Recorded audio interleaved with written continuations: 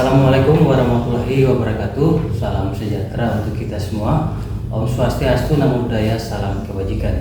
Selamat pagi Bapak Ibu penilai dalam sertifikasi dosen reguler sesi ke-1 tahun 2025. Perkenalkan, nama saya Stevi Suloi.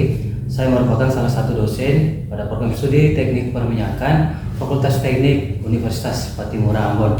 Video ini dibuat untuk melengkapi persyaratan dalam pengajuan sertifikasi dosen reguler sesi 1 tahun 2025, yaitu pernyataan diri dosen dalam unjuk kerja Tridharma Perguruan Tinggi atau yang dikenal dengan istilah PDD UKTPT dalam bidang pengajaran.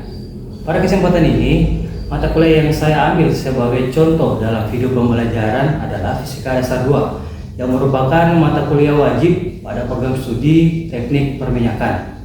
Mata kuliah ini terdiri dari 4 SKS, di mana 3 SKS berupa teori dan 1 SKS berupa praktek. Mata kuliah ini disampaikan dengan sistem pembelajaran DIA atau Delivery Interaction and Assessment dalam pembelajaran di kelas baik offline maupun online. Adapun deskripsi mata kuliah ini adalah mata kuliah Fisika Dasar 2 merupakan mata kuliah prasyarat bagi mata kuliah keahlian program studi S1 Teknik Perminyakan. Mata kuliah ini membekali mahasiswa dalam memahami prinsip-prinsip dasar fisika yang dapat diterapkan dalam kehidupan sehari-hari. CPL dari mata kuliah ini yaitu yang pertama kompetensi umum, yaitu terdiri dari yang pertama mampu menerapkan pemikiran logis, kritis, sistematis, dan inovatif dalam konteks pengembangan atau implementasi dan atau teknologi sesuai dengan bidang keahliannya. Yang kedua, mampu menunjukkan kinerja mandiri, bermutu, dan terukur. Yang ketiga, mampu bertanggung jawab atas pencapaian hasil kerja kelompok dan melakukan supervise dan evaluasi terhadap penyelesaian pekerjaan yang ditugaskan kepada pekerja yang berada di bawah tanggung jawabnya. Kemudian yang terakhir yaitu mampu melakukan proses evaluasi diri terhadap kelompok kerja yang berada di bawah tanggung jawabnya dan mampu mengelola pembelajaran secara mandiri. Adapun kompetensi khusus yaitu 1. Mampu merumuskan gejala dan masalah fisik melalui analisa berdasarkan hasil observasi dan atau eksperimen. Kemudian yang terakhir yaitu mampu memprediksi potensi penerapan perilaku fenomena fisik dalam teknologi. Untuk CPMK-nya terdiri dari 1, yaitu menjelaskan konsep dasar fisika dan mengaitkannya dengan fenomena yang ada dengan pembicaraan secara fisik. Kemudian yang terakhir yaitu mahasiswa dapat mengembangkan dan mengaplikasikan teori-teori dasar pada Fisika Dasar 2 sehingga dapat dikembangkan pada pengetahuan fisika yang lebih tinggi sesuai dengan pengembangan sains dan teknologi. Dalam mata kuliah ini memiliki pokok bahasan sebagai berikut, yaitu yang pertama yaitu hukum Coulomb dan medan listrik. Yang kedua itu energi potensial listrik dan potensial listrik. Yang ketiga ada hukum Gauss. Keempat kapasitor dan dielektrik. Di mana keempat materi ini bagian dari subtopik elektrostatika atau listrik statis. Kemudian yang kelima ada arus listrik, hambatan dan hukum Ohm. Keenam ada hukum 1 Kirchhoff dan rangkaian resistor. Yang ketujuh ada hukum 2 Kirchhoff. Yang ke-8 ada jembatan Wheatstone dan daya listrik yang merupakan bagian dari materi listrik dinamis. Kemudian yang ke-9 ada medan magnet. 10 ada induksi elektromagnetik. Kemudian yang 11 ada arus bolak-balik atau arus AC. Kemudian yang ke-12 ada gelombang elektromagnetik. Ke-13 ada interferensi dan difraksi cahaya, dan yang terakhir ada fisika moderat yang meliputi teori relativitas khusus, efek fotolistrik, dan gelombang materi. Adapun referensi yang digunakan dalam mata kuliah ini antara lain yang pertama buku yang berjudul University Physics with Modern Physics 20 edition yang dikarang oleh Young and Friedman tahun 2012. Kemudian yang kedua ada buku Fisika Dasar 2 dari Institut Teknologi Bandung karangan Abdullah tahun 2017. Dimana pada mata kuliah ini aspek penilaian terdiri dari 5 aspek. Yang pertama yaitu ada partisipasi, yang kedua ada tugas individu, ketiga ada UTS, keempat ada UAS, dan yang kelima ada praktikum. Adapun metode pembelajaran yang digunakan adalah yang pertama ada ceramah interaktif, yang kedua ada problem based learning, yang ketiga ada demonstrasi, yang keempat ada small group discussion.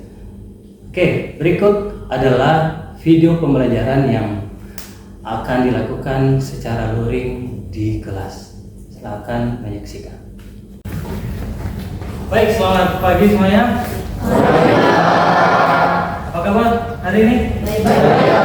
Ya, sehat? Kabar semuanya sehat ya?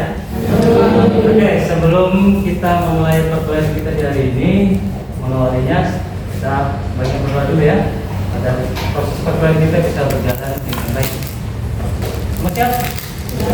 Oke, mulai.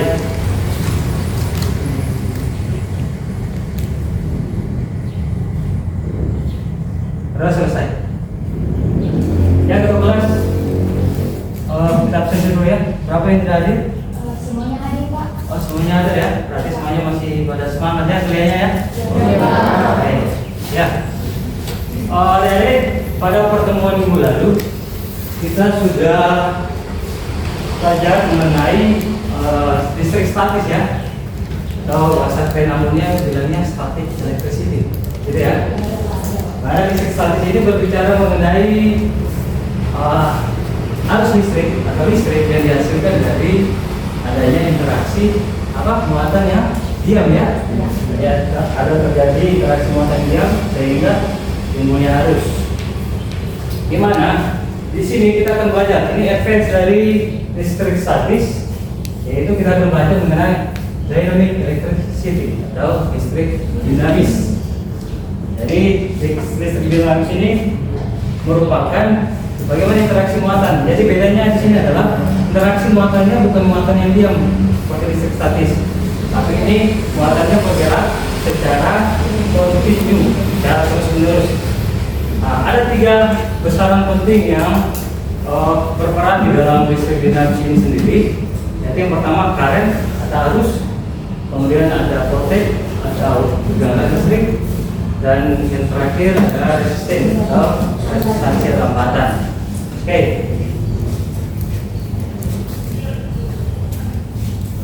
Mungkin kita sebelum kita memahami lebih dalam mengenai materi ini, ada contoh kasus di mana dalam kehidupan sehari-hari pasti ada semua pernah mengalami keadaan di mana seperti ini. Kalian mengalami kondisi namanya lowbat.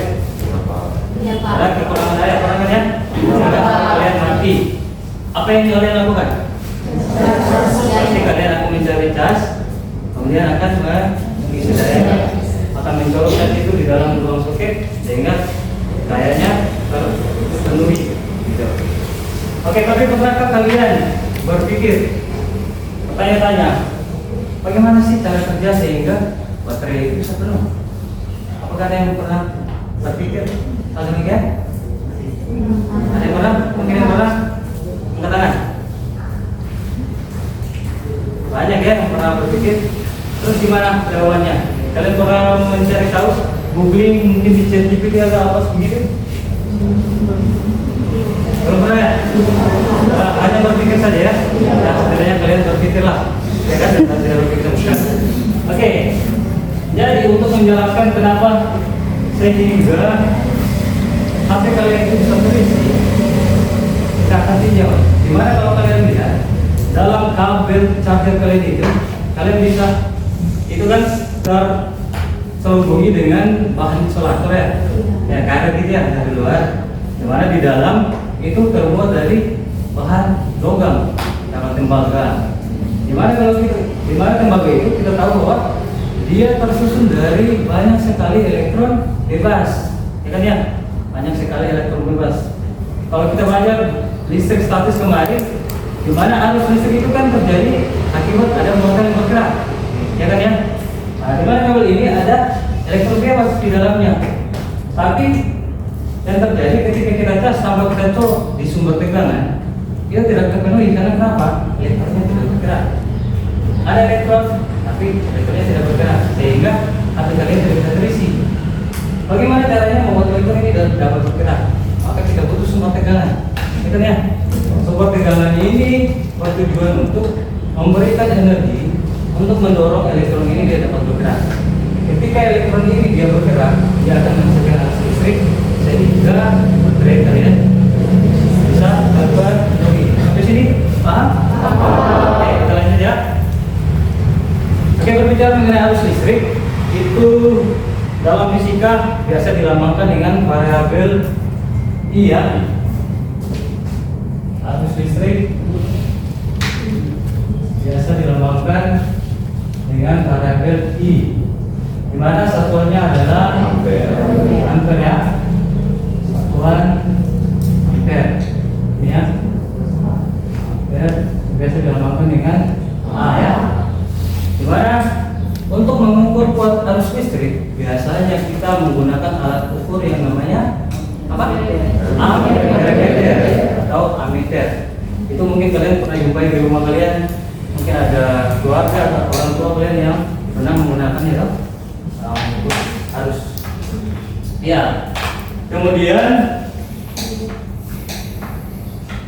ini contoh dari alat ukur tersebut, ammeter. Jadi bagaimana kita mengenalnya?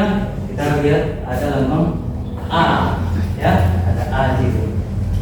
Di mana ini ada yang analog, ada yang digital. Bagaimana cara menggunakannya? Analog ini biasa ditunjukkan dalam bentuk penyimpangan jarum, sedangkan digital biasa dalam bentuk digit atau angka. Seperti ini ya. Oke, ini juga berlaku bentuknya sama dengan alat ukur yang lain untuk voltmeter, ohmmeter. Itu biasanya analognya pasti dalam bentuk penyimpangan jarum, sedangkan digital dalam bentuk digit atau angka. Tapi yang membedakan hanya nanti pada lambangnya ini yang beda. Nanti kalian harus pastikan kalau kalian mau ukur arus ada lambang A, kalau mau ukur tegangan ada lambang apa? T. Hambatan ada lambang omega. Ya, ini selanjutnya terkait voltage. Ya, seperti yang studi kasus yang tadi. Dari kasus itu yang berperan sebagai voltage atau tegangan apa? Apakah kabel cas atau HP atau colokan? Colokan kan ya? Jadi colokan itu yang berfungsi sebagai sumber tegangan. Jadi dalam colokan itu ada arus yang mengalir yang mana dia berasal dari sumber PLN. Jadi di PLN itu ada generator dan dia di mana dia bisa menyuplai arus listrik, menyuplai tegangan. Itu. Nah, di mana untuk mengukur tegangan listrik biasanya kita gunakan alat ukur yang namanya voltmeter. Ini bentuk alat ukurnya. Nah, jadi ada berbagai bentuknya, tapi pada prinsipnya kerjanya sama. Apa bentuknya sama? Tapi bentuknya ini dalam bentuk penyimpangan jarum dan subdigital. Nah, ini alat ukur tegangan. Alat ukurnya biasa dilambangkan dengan breakdown. P yang kita lihat. Kemudian dalam pengukuran arus dan tegangan dalam pemasangannya dalam rangkaian listrik itu berbeda. Untuk akur arus dalam rangkaian listrik biasanya dipasang secara, ini kalau kalian lihat sebenarnya sejajar ya. Artinya dia secara serial kepada. Jadi sedangkan untuk pengukuran tegangan disusun secara dari lampu ini ya. Kenapa dia tidak bisa terbalik? Ada yang tahu? Tidak ada ya. Ini dia pada prinsip pengukurannya harus seperti ini. Kita tidak bisa membalikkan dia. Nah, nanti kita akan coba nanti di praktikum nanti kalian akan tahu kenapa demikian. Jadi pada prinsipnya kenapa voltmeter ini harus dipasang secara seri? Itu supaya mengupayakan arus listrik yang mengalir dari potensial ini dari baterai itu secara full masuk ke dalam alat ukur. Kalau misalnya kita pasang secara paralel maka arusnya akan terbagi, ya kan ya? Sehingga tidak perlu lagi terbaca. Sedangkan voltmeter dipasang paralel ini tujuannya supaya meminimalisir arus yang mengalir pada rangkaian. Karena kalau arus secara full masuk dalam rangkaian itu bisa merusak alat ukur, sehingga pembacaan skalanya, pembacaan hasilnya itu akan terganggu. Bisa paham? Di sini? Oke. Kita lanjutkan yang ketiga itu resistance. Sama juga resistance atau hambatan resistansi. Kalau bicara hambatan berarti perannya apa? Hambat ya? Menghambat ya? Oke, pasti ya fungsinya sebagai menghambat. Apa yang dihambat? Arus listrik ya. Banyak sekali kalian pasti sudah belajar di SMP waktu SMA ya, mana hambatan ini berperan sebagai penghambat arus listrik. Di mana logika musyawarah biasa kita jumpai dalam bentuk komponen resistansi ini dalam bentuk resistor. Dan potensialnya nanti praktikum akan kami tunjukkan ya, bagaimana bentuknya. Di mana pengukuran nilai resistansi ini itu kita tidak perlu hubungkan dengan sumber tegangan, jadi kita bisa langsung saja ukur kedua ujungnya, terlihat jelas berapa besar nilai hambatan dari resistor itu. Ya, resistor ini nanti berbagai jenis, nanti kalian lihat di praktikum nanti. Ada yang resistor tetap, ada yang tidak bisa berubah, bergeser gitu. Mungkin sebenarnya kami ya. Selanjutnya kita sudah belajar mengenai tegangan, arus listrik sama hambatan. Kita akan lihat bagaimana hubungan antar ketiga besaran tersebut.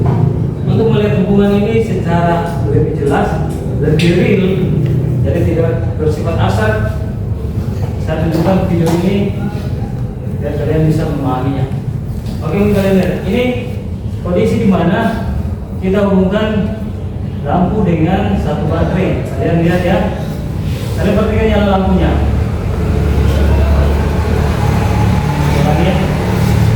Ini ketika dipasang dengan satu baterai,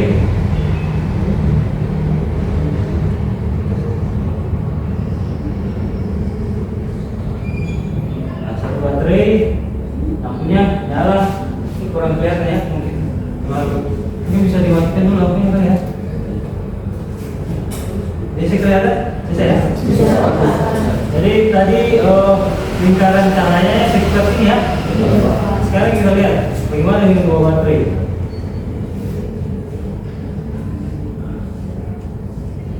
Nah, lingkarannya lebih besar lagi. Ya kan? Ini lebih apa? Lebih terang ya? Oke.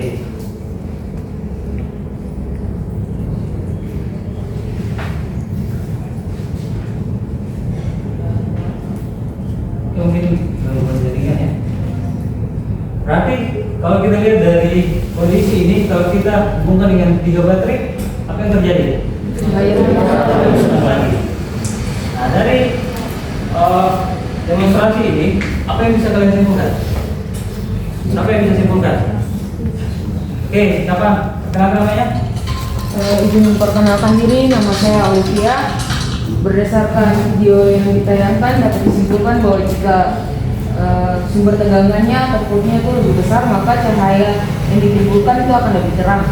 Oke, jika proses kalau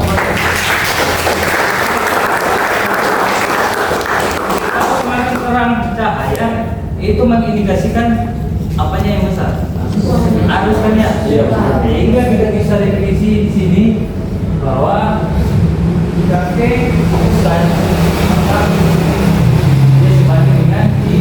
Sebaliknya I sebanding dengan B. Selanjutnya,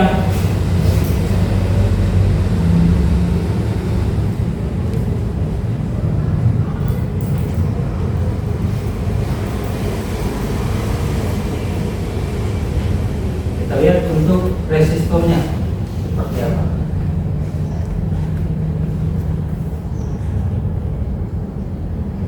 Mudah-mudahan tidak gangguan jaringan ya.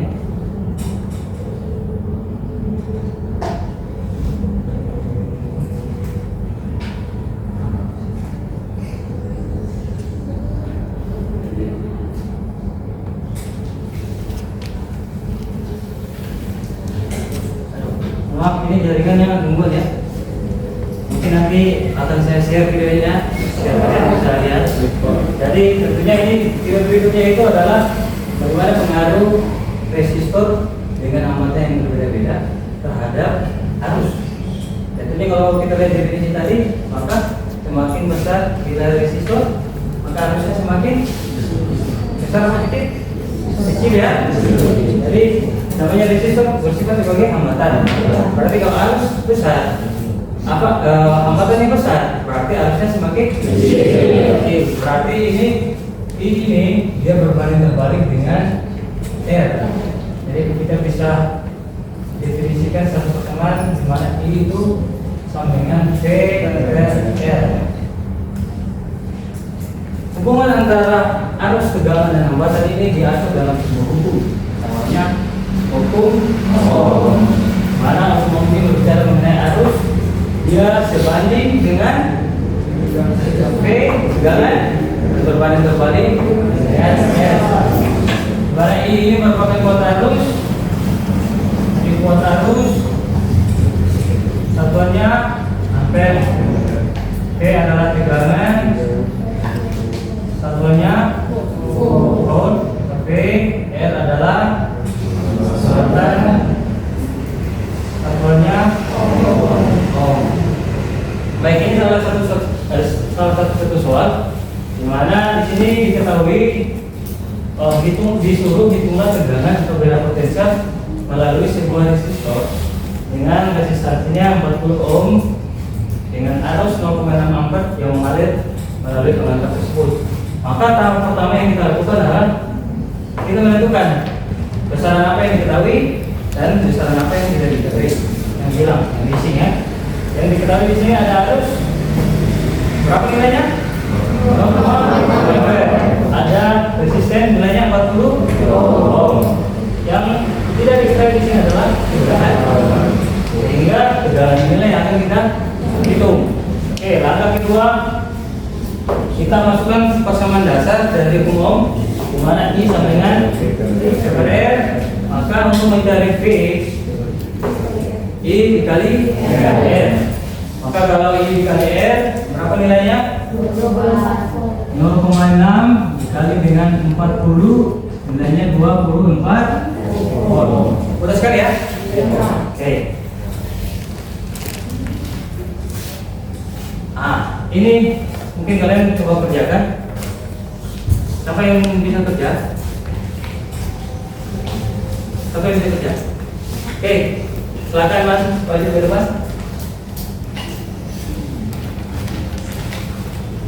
Mungkin di bagian sini aja kali ya.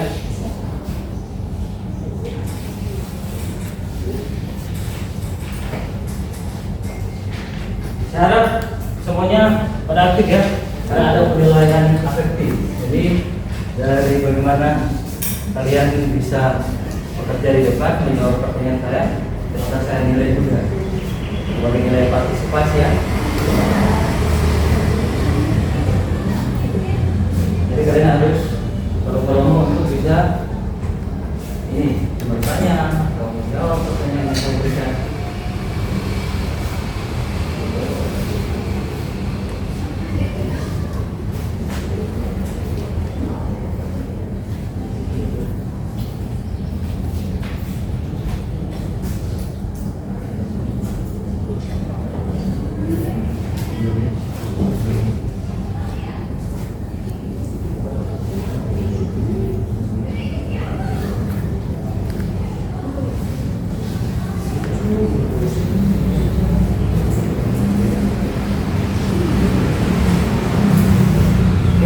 Makan dulu. Bagaimana kalau kalian jawabnya? Benar ya? Jadi ini ditanya berapa hambatan yang diperlukan untuk menaikkan arus menjadi 20 ampere. Artinya kalau arus 20 ampere, hambatannya berapa sih? Dimana tegangannya tetap. Maka kita bisa pakai sama dasar tadi I P per R. Maka kalau ditanya R sama dengan P per I. Maka jawabannya 0,9. Baik sekali, kita berikan aplaus.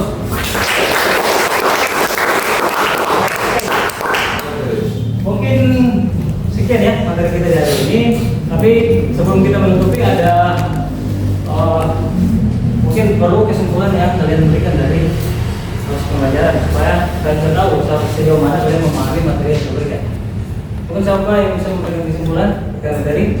Oke, silakan. Iya Pak, dari materi ini kita belajar mengenai listrik dinamis. Nah, di dalam listrik dinamis ini seperti yang tadi Bapak katakan bahwa ada 3 komponen utama. Yang pertama yaitu arus listrik. Nah, arus listrik ini adalah laju aliran muatan dalam suatu rangkaian. Aliran ini berupa elektron yang mengalir melalui suatu rangkaian.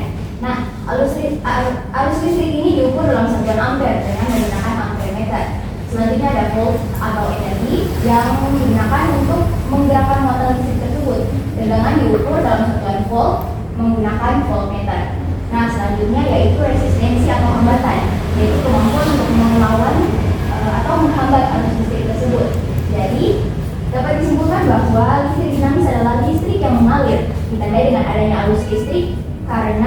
potensial atau tegangan yang mendorong elektron bergerak. Hubungan antara tegangan, arus, dan hambatan dijelaskan oleh hukum yang tadi Bapak jelaskan. Nah, selanjutnya setelah Bapak singgung juga terkait dengan susunan rangkaian yaitu seri dan paralel, ini juga mempengaruhi cara arus bekerja dengan tegangan. Dan listrik dinamis juga berkaitan dengan daya dan energi listrik yang kita gunakan sehari-hari. Jadi dapat disimpulkan bahwa listrik dinamis mengajarkan kita agar dapat mempelajari bagaimana arus listrik ini mengalir dan bagaimana kita menggunakannya dalam keperluan kita sehari-hari. Baik, sangat komplit sekali. Berdasarkan pembelajaran kita hari ini terkait materi dinamis, mari kita bisa menyimpulkan dimana arus ini merupakan muatan yang mengalir secara waktu. Kita disampaikan kita bisa ukurnya dengan ampermeter. Kemudian tegangan ini adalah energi untuk mendorong muatan bergerak. Dimana voltmeter ini voltage ini bisa kita ukur menggunakan voltmeter, sedangkan resistance merupakan hambatan ya, kemampuan untuk menghambat arus listrik yang mengalir dalam rangkaian. Oke, untuk mengakhiri sesi perkuliahan ini ada tugas. Jadi tugasnya berupa kalian melakukan riset, ya mungkin bisa secara literatur atau eksperimen, yaitu tentang cara kerja dari resistor, baik seri maupun paralel. Kemudian hasilnya kalian buat dalam bentuk poster dan di-upload nanti di Google Classroom ya. Nanti linknya akan saya share di WhatsApp ya. Oke, mungkin sekian program kita di hari ini. Sampai minggu depan. Demikian deskripsi singkat serta cuplikan proses pembelajaran dari mata kuliah Fisika Dasar 2 yang saya ampu. Semoga dapat memberikan gambaran mengenai kinerja pengajaran yang saya lakukan, khususnya di mata kuliah Fisika Dasar 2 di program studi S1 Teknik Perminyakan Fakultas Teknik Universitas Patimura Ambon.